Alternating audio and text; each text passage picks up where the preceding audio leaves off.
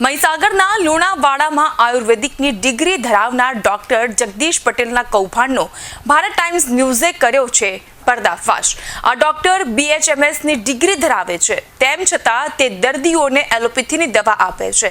એટલું જ નહીં, ડોક્ટર જ્યારે ક્લિનિક પર હાજર ન હોય ત્યારે તેનો કમ્પાઉન્ડર ખુદ ડોક્ટર હોય તેમ દર્દીઓને બોટલ્સ ચઢાવે છે। સમગ્ર કૌભાંડનો ફાંડો ફૂટી ગયો તેમ છતાં પણ લુણાવાડાના મુખ્ય તાલુકા ચીફ ઓફિસર આ બાબતે કંઈ પણ કહેવા તૈયાર નથી। આરોગ્ય અધિકારી જ્યારે પોતે જ ચૂપ બેઠા હોય ત્યારે આવા ડોક્ટર્સની હિંમત વધી જતી હોય છે।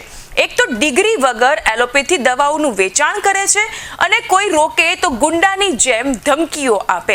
ડોક્ટર જગદીશ પટેલનો ભાંડો જ્યારે મીડિયામાં ફૂટ્યો ત્યારે તેઓએ પત્રકારોને પણ ધમકી આપવાનું ચાલુ કર્યું છે।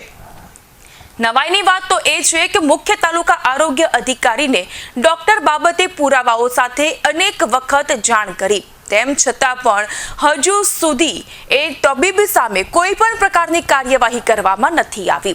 ખુલ્લેઆમ લોકોના આરોગ્ય સાથે ચેડા થઈ રહ્યા છે, તેમ છતાં પણ આરોગ્ય અધિકારી આંખે ચશ્મા પહેરીને ચૂપચાપ બધું જ જોઈ રહ્યા છે।